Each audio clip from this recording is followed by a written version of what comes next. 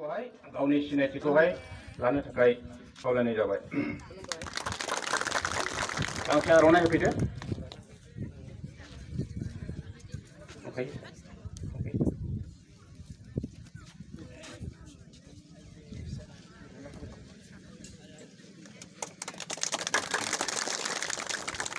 नैथियावहाय जोङो बरायगोन आदा फाइलेन नार्जारिखौहाय बिथाङा बिपिएफ दोलोआव थानानै माबोरै खस्थ' मोनबोखो, एसेबां खस्थ' मावनानैबो माबोरै नासयजाखो, माबोरै फैनो गोनां जाखो, जों बिथाङाबो दसे उनावहाय बिबुंथि लाखिगोन। बे समावहाय सिगाङावनो आदाखौबो एसे गसंनानै गावनि सिनायथिखौ होनो थाखाय खावलायनाय जाबाय। जों बे समाव गांसे आर'नाइजों बिथांखौबो जोङो बरायगोन।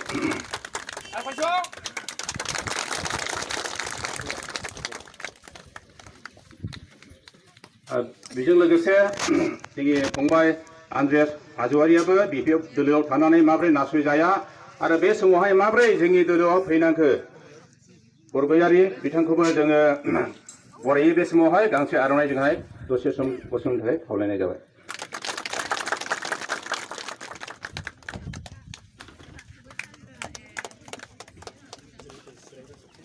बेजों लोगोसे उननि मासियाव जिरायफानाय जोंनिनो हान्जानि खायनो आङो साफा साफा आङो सिनायथिनो हानाय नंलिया। जोंहा खुब समनि अभाब दङ, सारा दाबसे जायगायाव थांबावनांगौ। जोंनि सोद्रोमा बिथांमोननो आंनि खुलुमनाय आरो हामलायथिखौ बावहरग्रोबाय। दिनै 27 जानुवारियावहाय बर'नि थामथि एकर्ड जानायनि उनाव गोबां दान्थे बिथान्थेनि गेजेरजों मोनब्रै एनडिएफबि हान्जाया खौसे जादोंमोनब्लाबो थांनाय 20 फेब्रुवारि खालिनिफ्राय जै सानावहाय जोंनि नेशनेल डेम'क्रेटिक फ्रन्ट अफ बर'लेण्डनि आगुनि आफादनि गायसनगिरि आफादगिरि रन्जन दैमारि बिथांखौ जेब्ला जेराव लांदोंमोन, हैदिनखालि जोंनि गोबां दैदेनगिरि बिथांमोना रन्जन दैमारि थाइनै आहारनि बेसेनखौ बावगारनानै थांनाय 34 बोसोरनि सोमावसारनायाव दुखुथिया बर' बिमा, दुखुथिया जोंनि रायजो राजा बिथांमोना खबसे ओंखामखौ खबथाम खालामनानै जाहोनानै फिसिबोनाय, खांबोनाय, अनबोनाय सुबुंफोरखौ नासयनाया जोंनि थाखाय दुखुनांथाव। जाय बिथांमोना मैया दाखालि गावसोरनि पलिटिकेल स्वार्थनि थाखाय, जाय बिथांमोना गावनि बिसि फिसाखौ 3 थाला 4 थाला न'आव दिखांना दोननायनि थांखिजों गावनि उदैखौल' सानग्रा बै दैदेनगिरिफोरा बेसेबा बोसोर मिजिंथिनानै दावहा नांबोनायनि फिथाइखौ संहार खालामनो थाखाय जोंनि बर' हारिखौ दुलाराय बर' हालामनि जाति जनगोष्ठीफोरखौ थगायनाया जोंनि थाखाय दुखुनांथाव बाथ्रा। जाय बिथांमोना दिनै जोंनि बर' बिमाफोरखौ थगायदों, जाय बिथांमोना दिनै बे हालामनि रायजो राजाफोरखौ थगायदों, जाति जनगोष्ठीनि अननाय आरो अनसायनायखौ बावगारदों एबा संहार खालामदों, बे बिथांमोनखौ आं थांखिनानै बुङो, नोंथांमोना पलिटिकेल स्वार्थ दङब्ला जौगाथायनि, नोंथांमोना पलिटिकेल स्वार्थ दङब्ला मुलुगाव बिटिआर हालामखौ सिनायथि होनायनि आं बिखाफोर दोननानै बुङो, नोंथांमोना आंनि मोगा-मोगि जाफै, जोङो गंनै टेबोलाव गसंनानै एबा जिरायनानै सावरायगोन, गेजेरावहाय रायजो राजाफ्रा थानानै खोनासंगोन। जोङो मिथिगौ बिथांमोना जे सेल्फिश, आं बे सेल्फिश सोदोबखौ आंनिफ्राय बाहायाखै। जाय बिथाङा जोंनि हान्जानि दैदेनगिरिमोन, बिथां आफादगिरियानो आगुनि बि सावरायग्रा बिथाङानो बुंदोंमोन I am the selfish person. I can think for my own interest only. बिथाङा बेफोरबायदि बुंदोंमोन आं सासे सेल्फिश सुबुं आं गावनि थाखायल' साननो हायो गुबुननि थाखाय साना बेखौ आंनि सिगाङावल' बुङाखैमोन बिथाङा काउन्सिल मिटिंनि गेजेरावनो बुंदोंमोन मानोना थांनाय 7 बोसोरनि सोमावसारनायाव आं बिथांनि गासैबो आखल आखुखौ मिन्थिगौमोन गावनि स्वार्थनि थाखाय गावनि फेमिलिनि इन्टारेस्टनि थाखाय बिथाङा हाग्रायाव थानानैबो मा मावदोंमोन आंल' सिनायथि होनांगौनि गोनांथि गैया म्यानमारनिफ्राय फैनाय साफ्रोमबो गथ'फ्रानो सिनायथि होनो हागोन नोंथांमोननि बे हालामावनो म्यानमारनिफ्राय फैनाय गोबां गथ'फोर दङ बिथांमोननाव सों गावनि स्वार्थनि थाखाय जोङो जोंनि बिनानावफोरनो जोंनि फिसाफोरनो आन्डारवेर होनो हायाखै इनार गानग्रा माखासे जोङो ड्रेस होनो हायाखै बे समाव बिथांमोननि न' सिङावहाय श'रुमफोर बायदि ड्रेस दङमोन आरो आं गोबां बुंनो नागिराखै हाग्रायाव थानानैबो खानाय बोजानो नागिरनाय हान्जाया माबायदि मानसि जागोन हाग्रायाव थानानै फैनाय जोंनि मानसिफोरा दिनै चकलेट गरसे बायनानै बिसि फिसानो लांनो हायाखै बिथाङा दिनै 3 थाला 4 थाला न'आवहाय उन्दुनानै दंगासिनो दङ आरो जोंनि गेजेराव पलिटिक्स गेलेनानै सोरखौबा सोंखारि फैबाय दङ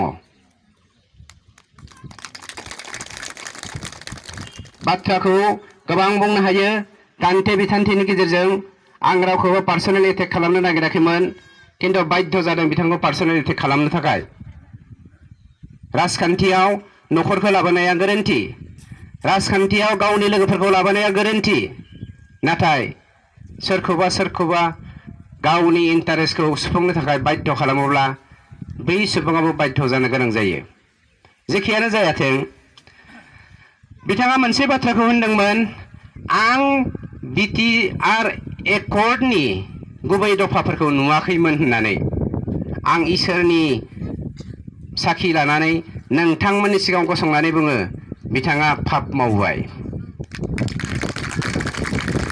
बिथाङा सासे आफादगिरि जानानै आं बायदि सासे नेहाथारि बै समनि नेहाथारि थासेयावबो बै समनि माखासे जोंनि काउन्सिल दैदेनगिरिफोरनि मोखाङाव सिगनेचार होनाय सुबुङा नायनो मोनाखै होननाया सोमोनांथाव बाथ्रा आरो बै एकर्डनि सिङाव मा दङ आं बुजियाखै होननाय बाथ्राया नुवाखैमोन होननाया सोमोनांथाव बाथ्रा आं बर' मिडियामाव फरायनाय सासे सुबुं नाथाय गभर्नमेन्ट अफ इन्डियानि जा एकर्डनि मडेलिटि बेखौ आं मोजाङै बुजिनो हादोंमोन बिथाङा इंलिश मिडियामाव फरायनानै BA पास जानाया अखाफोराव फरायनाय बायदि बुरलुंबुथुर दै सङाव थब्लनानै फरायनाय बायदि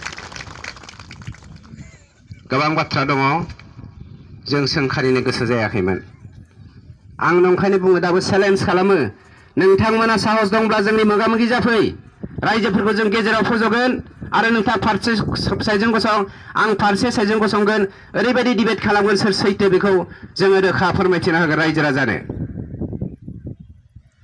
आं नाथाय मोनसे बाथ्राखौ बुङो UPPLनि सासे सोद्रोमा महरै नोंथांमोना जोंनि खौसेथि गैयैनि पापखौ दाला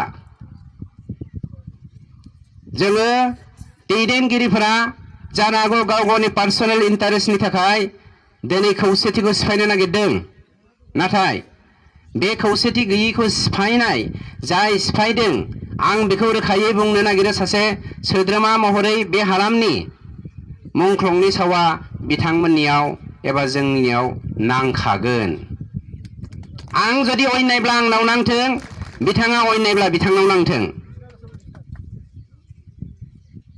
आं बेखौबो बुंबावो जेब्ला बे जोंनि दिगिलि केम्पआवहाय जोंनियाव काउन्सिल मिटिं आं लिंबाय थादोंमोन बिथाङा एरखे थादोंमोन बुंदोंमोन मा जाखो बिथाङानो डाइरेक्टलि जोंहाथ' उफाय गैला BPFआ जोंखौ जाहोगासिनो दङ BPFआवनो डाइरेक्ट हाबनोसै जोङो BPFआव हाबनो एबा UPPLआव हाबनो जों एकर्ड खालामाखैथ'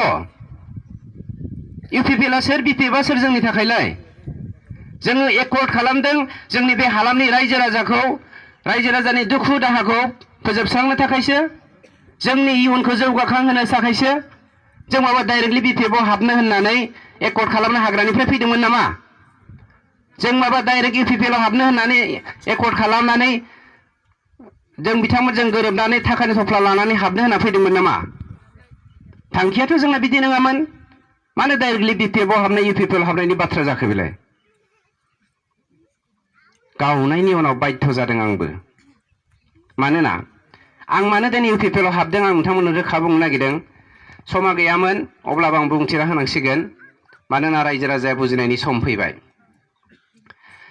जेब्ला जोङो एकर्ड जानानै साननैनिल' जोनोम गोरलै गथ'मोन,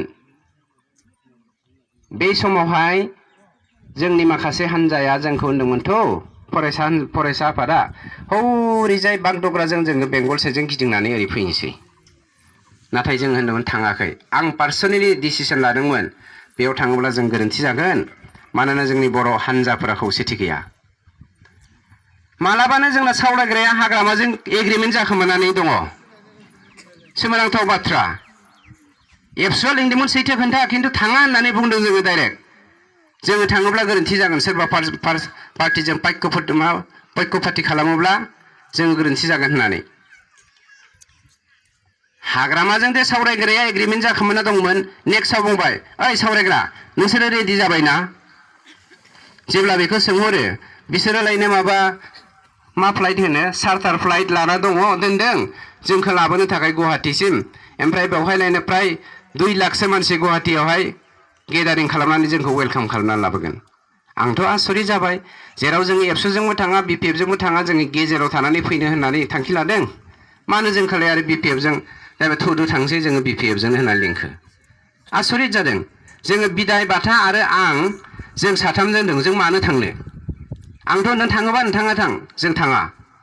बिथाङा लाजिनानै फैयाखिसै।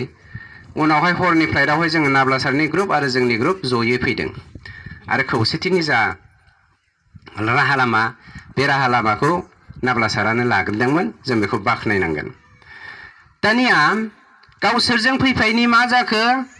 29 तारिख हरावहाय 28 तारिख हरावहाय चन्दना जौ बथल जा बुरजा लानानै फैबाय।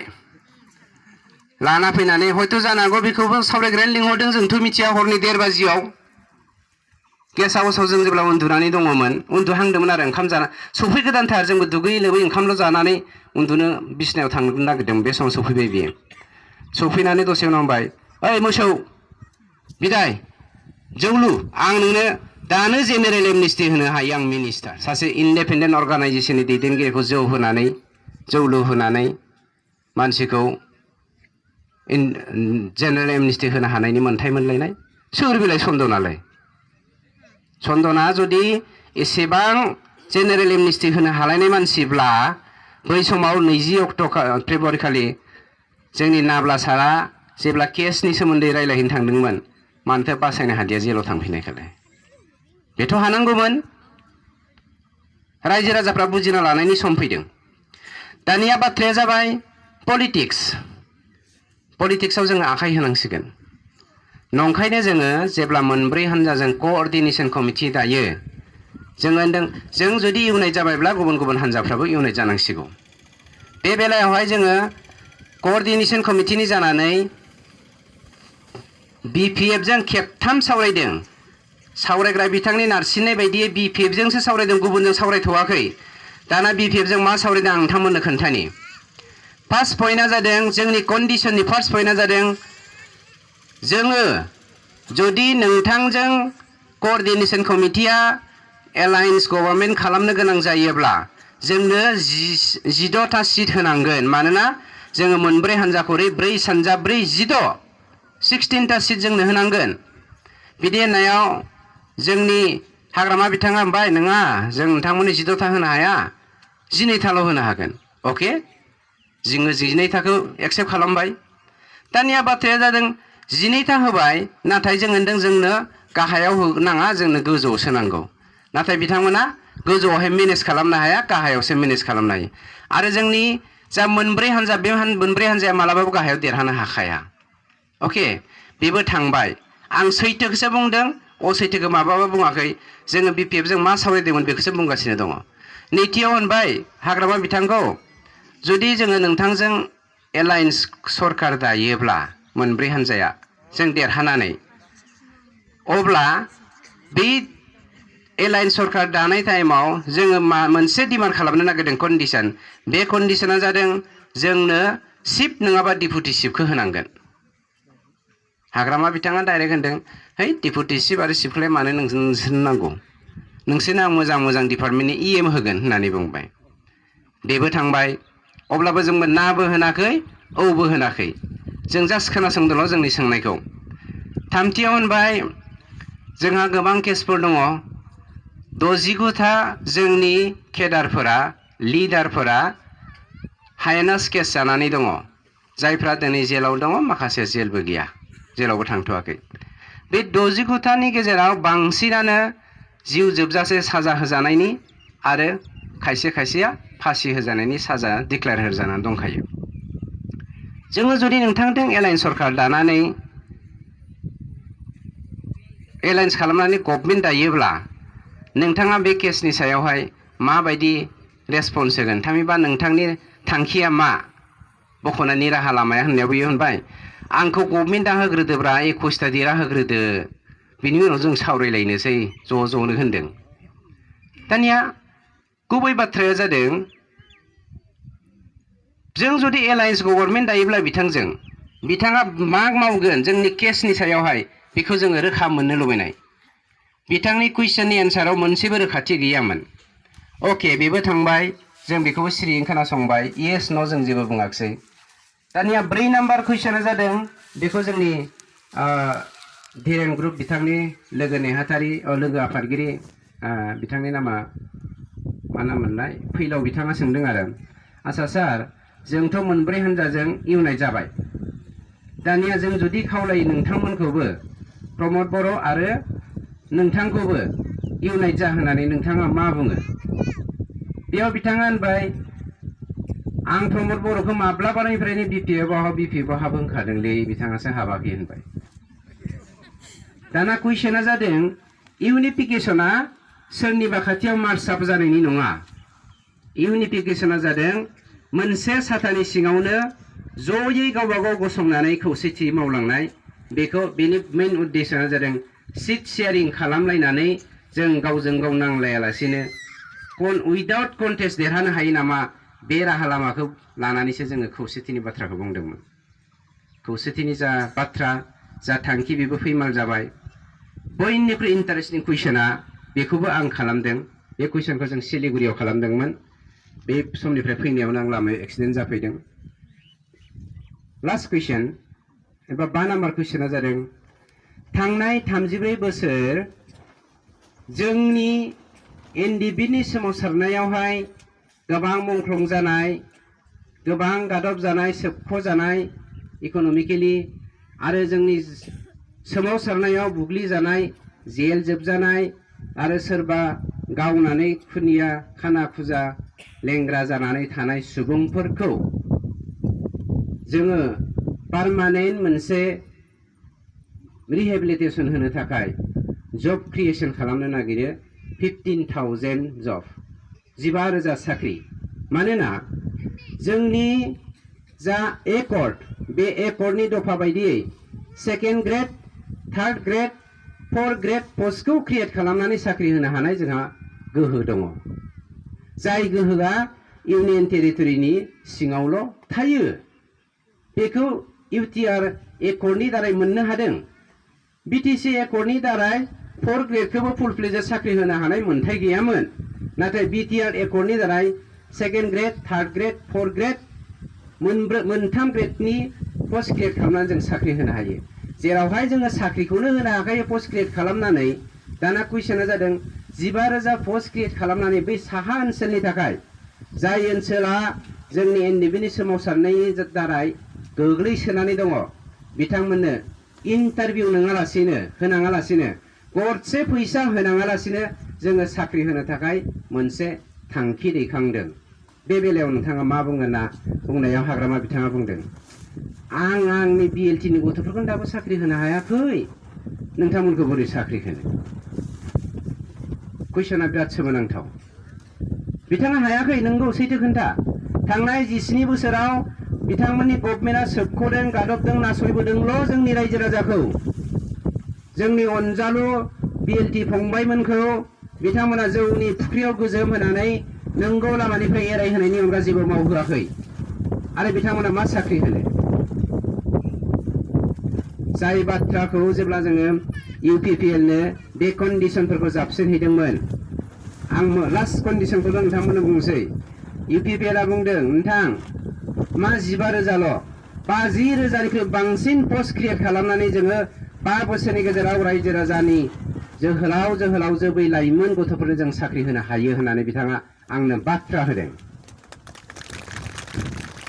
नाथाय अब्लाबो आं इउपिपिएलनि दैदेनगिरिफोरखौ बुंदों न' आंहा 50,000 1 लाख पस्ट क्रिएशन खालामनायजों सोमोन्दो गैया बे जाखानांगौ बे जोंनि मोननांगौ मोन्थायखा आरो बेखौ गभर्नमेन्टआ होखानांगौ जायखि गभर्नमेन्टआनो फैयाथों मानो इउपिपिएलआनो फैयाथों मानो कंग्रेसआनो फैयाथों मानो बिजेपिआनो फैयाथों मानो किन्तु आंनि व्यक्तिगत कन्डिशना जाय मुंख्लं जादों न'खर जाय रान्दि हिनजावफोर जाय फिसाफ्रा हावरिया मावरिया जानानै दङ बै मानसिफोरखौ जोङो साख्रि होग्रोनांगौ बिथांमोना लेखा रोङि न'खरनि बिथांमोना इक'नमिकेलि गोग्लैसोनाय न'खरनि नंखायनो बिथांमोननो इन्टारभिउ होआलासिनो जेरावहाय जोंहा लिस्टआव दंखायो मुंख्लं फेमिलिफ्रा जेरावहाय जोंहा लिस्टआ दंखायो जाय जायफ्रा दाय गैयालासिनो साजा होनायफोरा जेरावहाय जोंहा लिस्टआव दंखायो दाय गैयालासिनो इन्दिबिनि मुङाव जोबजानायफोरा बिथांमोननोथ' जों साख्रि होथारनांगोन बिथांमोनखौ इक'नमिकेलि जौगाहोनायाथ' जोंनि दायित्व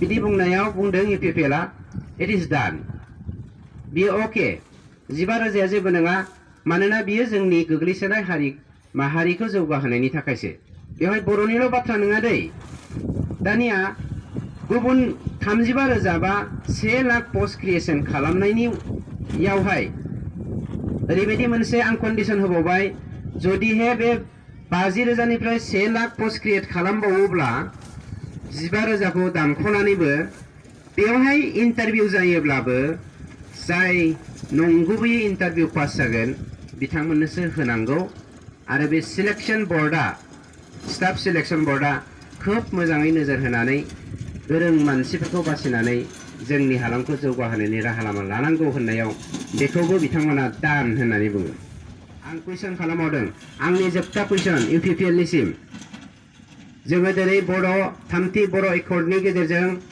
साहा ओनसोलाव जेबो मोननो हायाखै 1967आव जेब्ला पिटिसिआ जोनोम जादोंमोन बै समावबो बे हालामा गादब जानाय 1977आव जेब्ला इउटिएनएलएफआ जोनोम जादोंमोन बै समावबो बे हालामा गादब जानाय एबसुनि मुभमेन्टआवबो गादब जादों बिएलटिनि मुभमेन्टआवबो गादब जादों एनडिएफबिनि 34 बोसोरनि मुभमेन्टआवबो गादब जादों आरो गादब जादों जेब्ला नाथाय जों जेबो मोननो हायाखै नंखायनो इउपिपिएलआ पावाराव फैयोब्ला आं नोंथांमोननिसिम मोनसे डिमान्ड खालामो बै साहा ओनसोलाव जाय नोंथांमोननि एकर्डनि एबा जोंनि एकर्डनि पिन पइन्टफोरा गाहाय लाइनाव जों राजा लामानि सेर सेरावल' जाना दं बेखौ साहा ओनसोलाव बोखोनांगौ मेक्सिमामखौ होनना बुंदोंमोन आरो बिथांमोना बुंदों दान माब्रै दान जोङो एखे कुइसनखौनो हाइ कमिशनार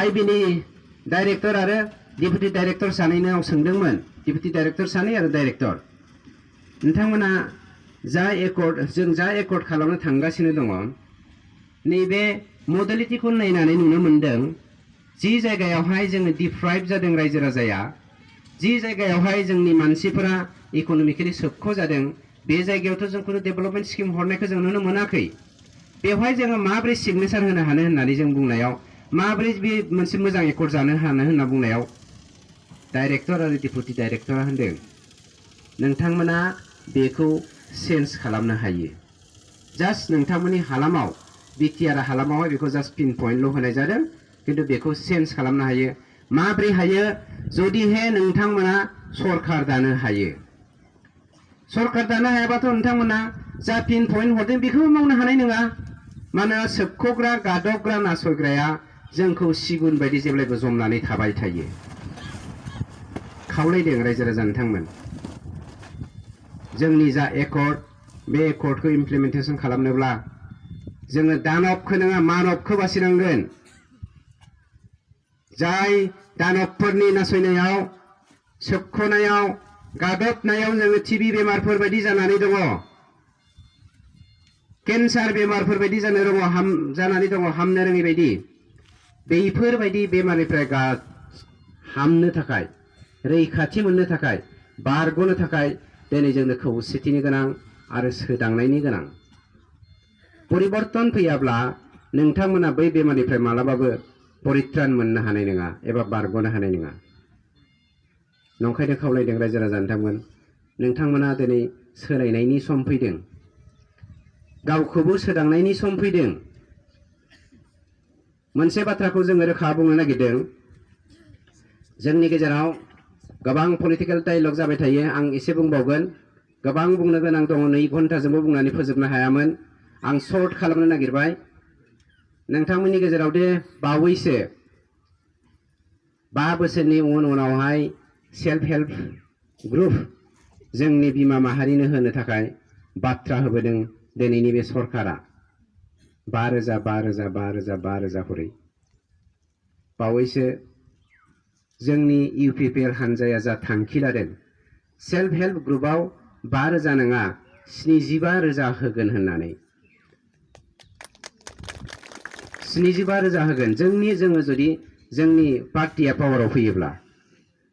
आरो 75,000 मोनखायो बिनि स्किम बायदियै। 75,000निफ्राय माबोरैथो 5,000ल' फैखो? नाथाय बिथांमोना एबार 10,000 होगोन होननाय बुंनायखौ आं खोनानो मोनदों, एफा एफा बहाबा बुंलाबायनायखौ। मोनगोन 10,000। खिन्थु जोंनि हान्जाया जुदि पावाराव फैयोब्ला आं नोंथांमोननि सिगाङाव बेखौ रोखा बुंदों, जोंनि पार्टिया नोंथांमोननो 5,000नि जायगायाव 75,000खौ 5 फैसाबो खम खालामालासिनो होखागोन।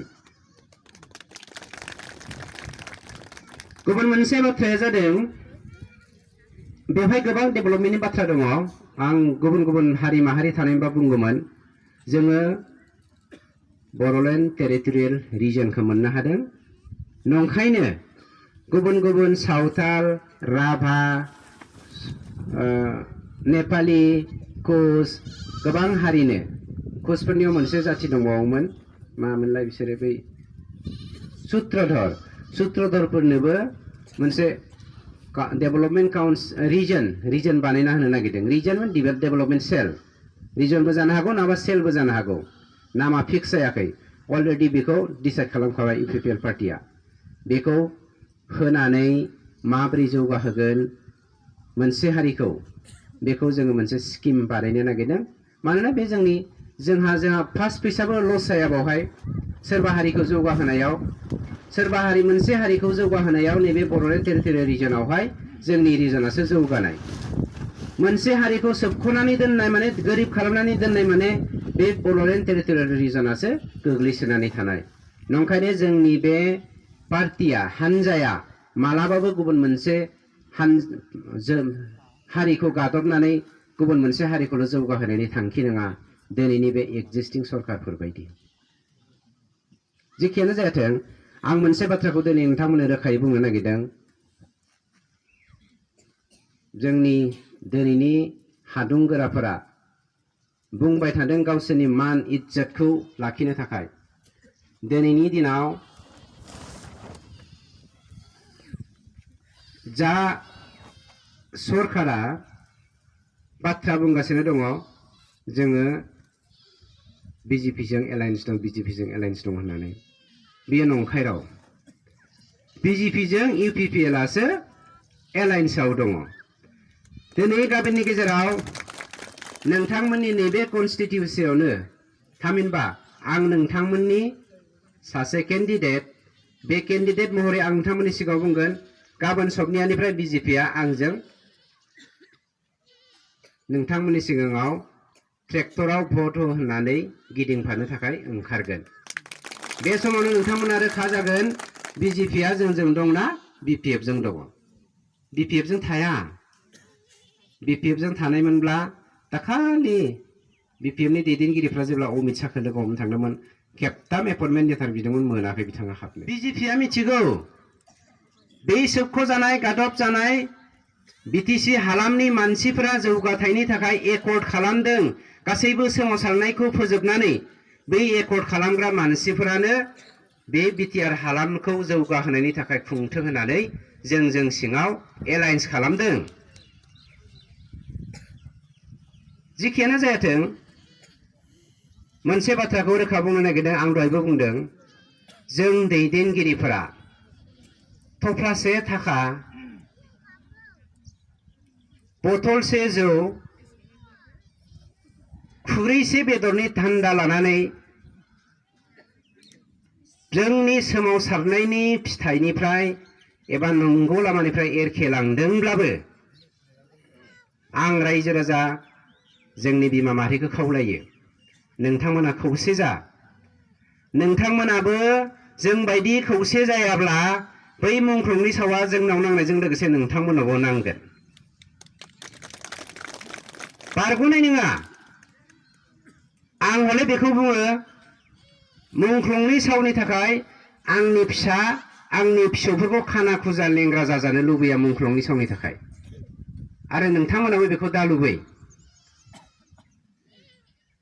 जेब्ला जोङो फैजेनदोंमोन खेमावहाय देग्लि खेमाव सानै आइजोआ उन्दै उन्दै गथ' लानानै फिसाइफ्रा गावथार जानायमोन बेस्राफोर गाबै गाबै खावलायफैदोंमोन आदा मा खालामनो आंनि फिसायाबो थानायमोनब्ला नोंसोर बायदि ज' बे समाव जों मिनि खुसि नोंसोरखौ बरायनो हागौमोन उफाय गैया आं मोदै गफानो गोनां जादोंमोन बेफोरनि जा दाहा बे दाहाखौ जों दिनै मानो बावगारखो जाय बिसिया जाय बिमाया जाय बिब' बिनानावा बे फिथाइखौ मोननो थाखाय गावनि आंगोफोरनि जिउखौबो संहार खालामहोबाय बोलि होबाय साननैसो सोरनिबा थफ्लासे रां मोननायनि थाखाय खुरैसे बेदर बथलसे जौनि थाखायनो जों फानजानांबायना आं हले बेनि भागि जानो हाया नंखाय बाथ्रा बुंनानै सोंखारिनो हागौ फैसा गैयिनि थाखाय आंलायनो म्यानमाराव एनडिबि जाहैदों आंनो फैसा जासिदोंमोन बिथांमोना आंखौ लांनो हाग्रानो 2 कोटि होगोन होननानै डिक्लेयार होदोंमोन आंनो बेसे होगौमोन रायजो राजाफोर सोमोनांथाव राव आंखौ लांग्रानोनो 2 कोटि होनो नागिरदोंमोन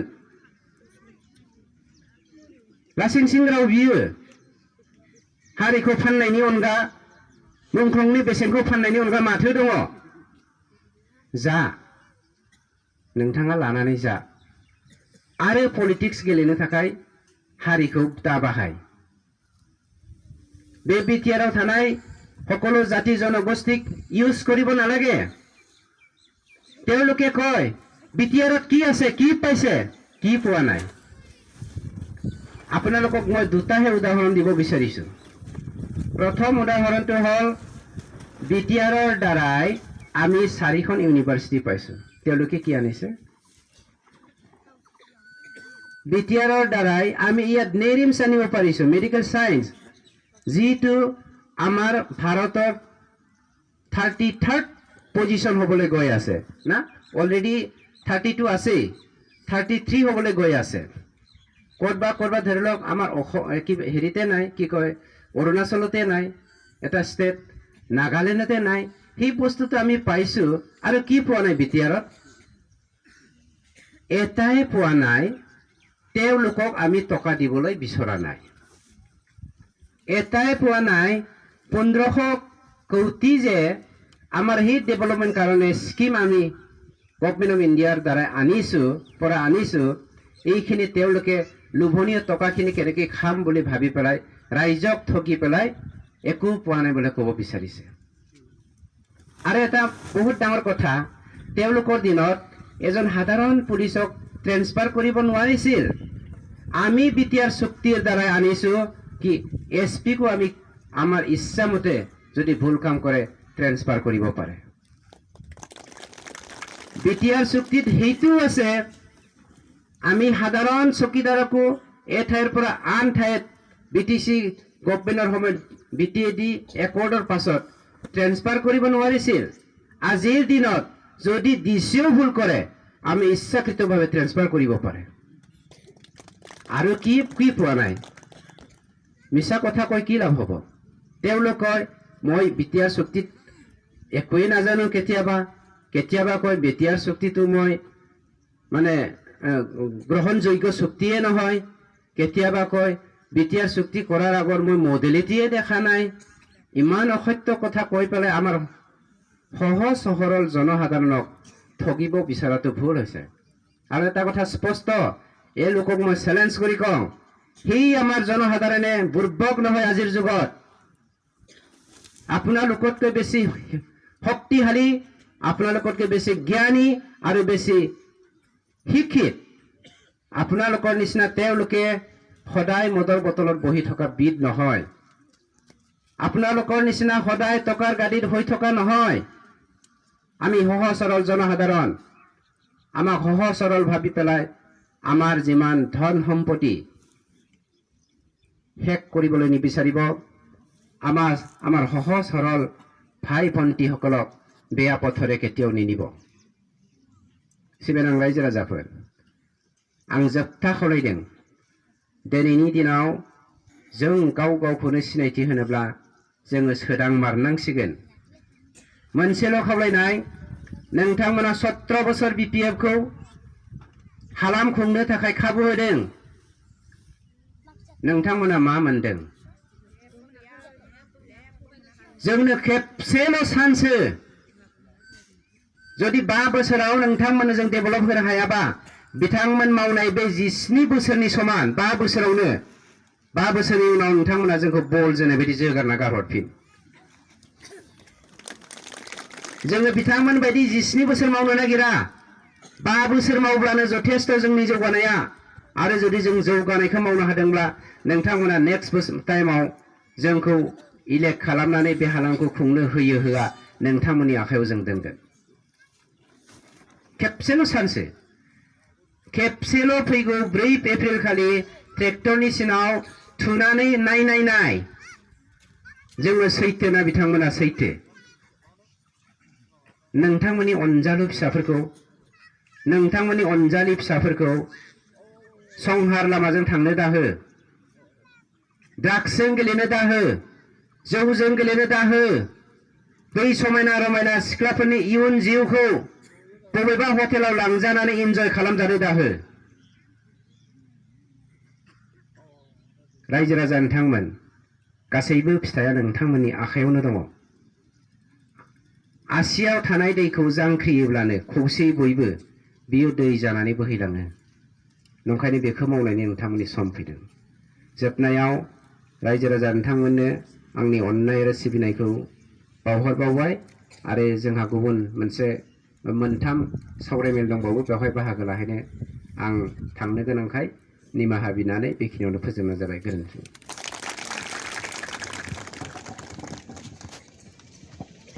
सार रनजित बसुमतारीनिसिम जोबोद रोजा रोजा हामलायथिनाय थाबाय